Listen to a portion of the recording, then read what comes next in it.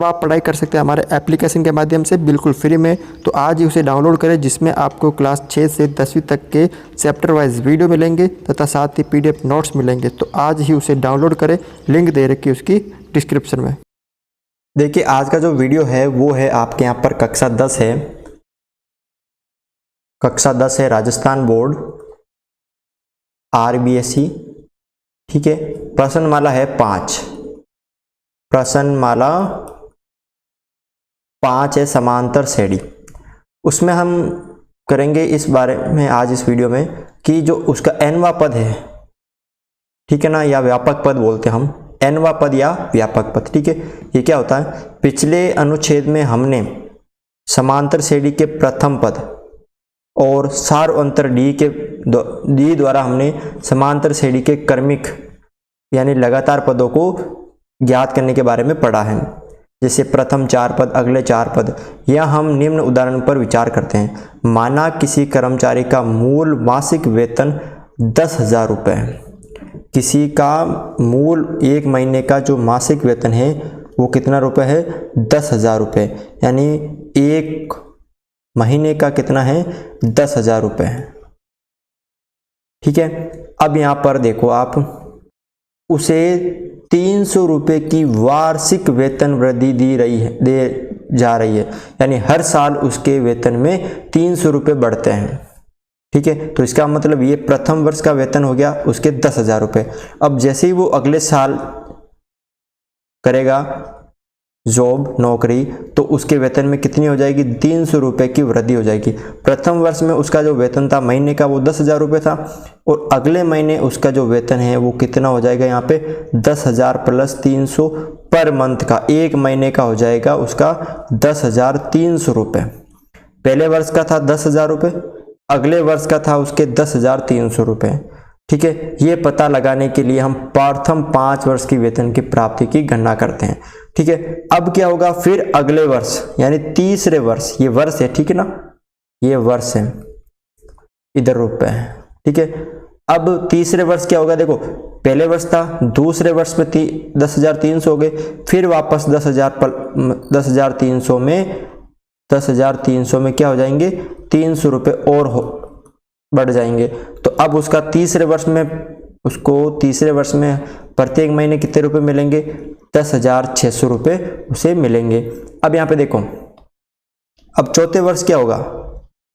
चौथे वर्ष क्या होगा कि जो तीसरे वर्ष का वेतन था उसमें फिर वापस 300 रुपये ऐड हो जाएंगे। तो कितना हो जाए यहाँ पे? 10,900 रुपये। फिर 5 वर्ष वापस 11,200 रुपये। इस तरह से देखो, यहाँ पे प्रथम वर्ष में वार्षिक वेतन कितना था? 10,000 रुपये। द्वितीय वर्ष में कितना हो जाएगा? 10,300 और हो जाएंगे, यानी दूसरे वर्ष में हो जाएगा 10,300 रुपये।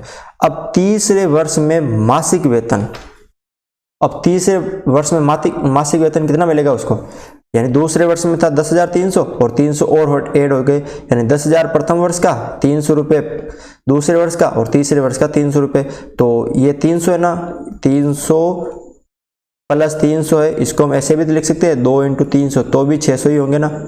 तो इसको हम 2 × 300 लिख दिया, और 2 की जगह हमने क्या कर दिया? ठीक है, इन 2 की जगह देखो, इन दोनों में से हमने क्या कर दिया?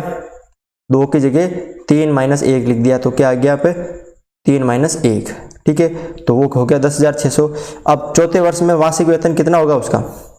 चौथे वर्ष में तो यहाँ पे देखो 10,000, तीसरे वर्ष में था उसका 10,600 रुपये। तो चौथे वर्ष में कितना हो जाएगा? 10,600 और 300 और ऐड हो जाएंगे, 300 300 300। तो इसी तरह हम 1 2 3 है ना, 1 2 3, तो 3 × 300 हो जाएगा यहाँ पे। यानी 3 को क्या लिख सकते हैं? 4 - 1 × 300।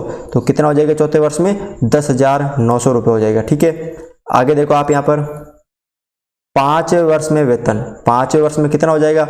वही 10,900 चौथे वर्ष का, 300 5वें वर्ष का, इसी तरह 11,200 रुपये। तो अब यहाँ पे देखो, या हम वार्षिक वेतन के 5 वर्षों के आंकड़ों को निम्न अनुक्रम में लिखते हैं। ठीक है ना, तो यहाँ पर प्रथम वर्ष में 10,000 रुपये, दूसरे वर्ष में 10,300, तीसरे वर्ष में 10,600, चौथे वर्ष में 10,900, पांचवें वर्ष में 11,200, छठे वर्ष में क्या हो जाएगा यहाँ पे 500, 300 और ऐड हो जाएंगे। 7वें वर्ष में क्या हो जाएगा 11,800, इसी तरह फिर 12,100 रुपये, इसी तरह 12,400 रुपये, फिर 12,700 रुपये, इस तरह उसका बढ़ता जाएगा। ये कौन सा हो गया 1 2 3 4 5 6 7 8 9 10, यानी 10वें वर्ष में उसका वेतन कितना हो जाएगा पर मंथ का 12,700 रुपये। अब यहाँ पे देखो ये अनुक्रम एक समांतर श्रेणी है, क्योंकि इनका जो डिफरेंस है वो 300 है ना, बराबर है ना, तो इसके क्रमिक पदों में जो सार अंतर 300 है। उपयुक्त चर्चा से स्पष्ट है कि हम पिछले वर्ष के वेतन में 300 रुपये जोड़कर वांछित वर्ष के वेतन की गणना कर सकते हैं। तो वेतन गणना से प्रतिरूप से स्पष्ट है कि कर्मचारी का 20वें वर्ष में कितना वेतन होगा, 20वें वर्ष में कितना वेतन होगा, ठीक है ना, ये आपको बताना है। तो देखो 19वें वर्ष का वेतन, 19वें वर्ष का वेतन प्लस 300 रुपये, ठीक है ना, 19वें वर्ष का वेतन प्लस 300 रुपये, एक कम कर दिया हमने, ठीक है। तो अब यहाँ पे देखो 10,000 क्या आ गया यहाँ पे प्रथम वर्ष का आ गया। अब 19 कैसे करते हैं, अब 19वें वर्ष का करना है तो 18 करना पड़ेगा पहले।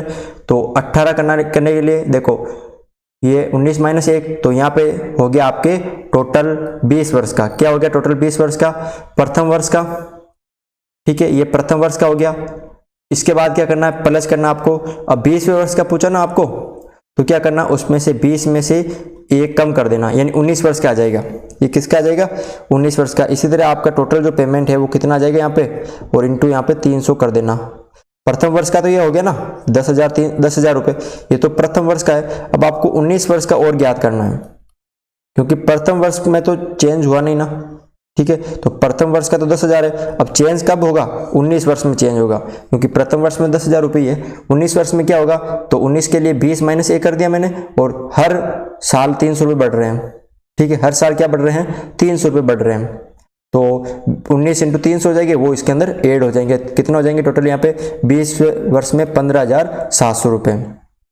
अब यहाँ पे देखो इसका जो रूप है वो कैसे है, ये दे रखा है प्रथम वर्ष का वेतन प्लस 20 माइनस 1 इंटू वार्षिक वेतन की वृद्धि।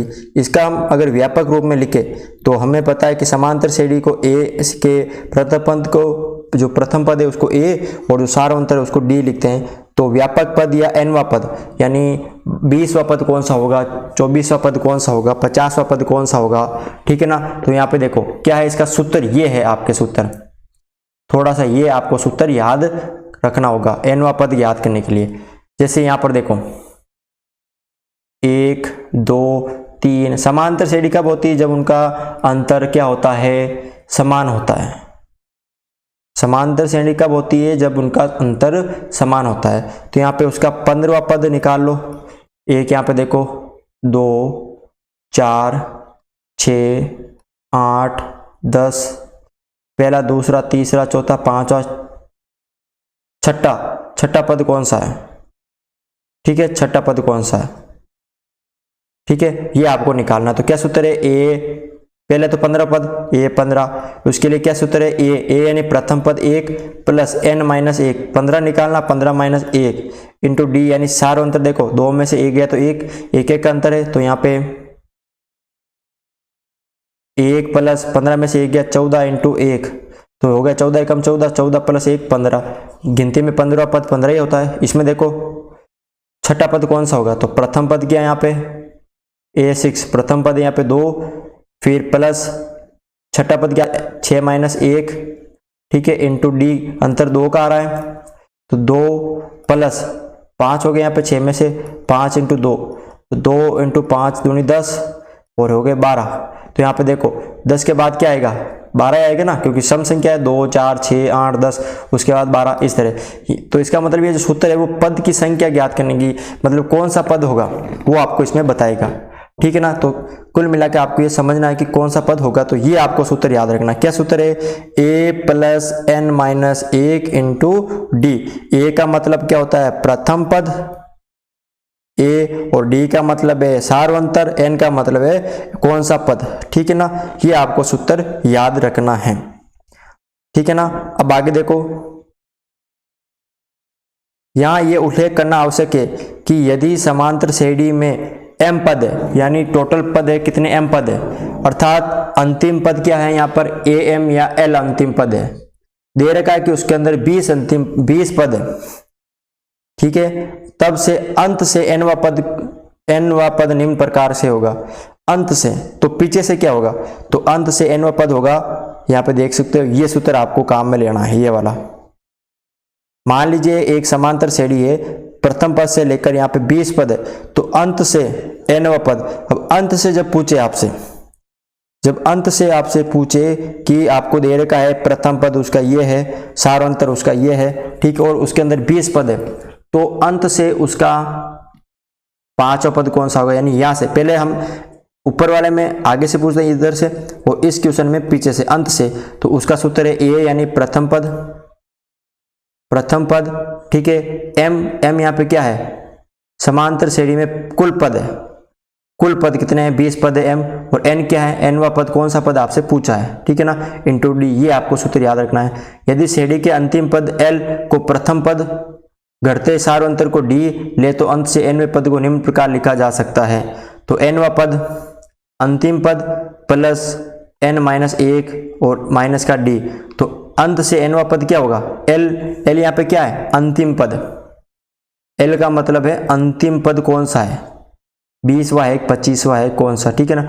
l वो लिखना है, अंतिम पद लिखना आपको, ठीक है ना। अंतिम पद कितना है यहाँ पर वो लिखना है। उसके बाद n कौन सा पद याद करना है, और d सारांतर। ये जब हम आगे क्वेश्चन करेंगे तो आपको समझ में आ जाएगा। तो आज के वीडियो में बस इतना ही था। 2 सूत्र आपको याद रखने हैं इस वीडियो के माध्यम से, कि हमने यहाँ पे 2 सूत्र कंप्लीट कर लिए। कौन कौन से, कि अगर आपको कोई समांतर श्रेणी दे दे और पूछे इसका 20वां पद कौन सा होगा, 25वां पद कौन सा होगा, तो ये सूत्र आपको थोड़ा सा याद रखना है। कौन सा, ये वाला, a plus n-1 into D. A का मतलब आपको पता है प्रथम पद, n का मतलब कौन सा पद ज्ञात करना है आगे से, ठीक है ना। ये आगे वाला सूत्र है, जैसे पहले प्रथम पद से निकालना, ठीक है, इंटू डी का सारांतर, और ये है अंत से, ये भी आप निकाल सकते हो, ठीक है ना। जब ये आएंगे क्वेश्चन तो हम इसको सरल करेंगे। तो आज के वीडियो में बस इतना ही था। अगर आपको ये वीडियो अच्छा लगा तो इसे जरूर लाइक करें, हमारे चैनल पर नए हो तो चैनल को जरूर सब्सक्राइब करें।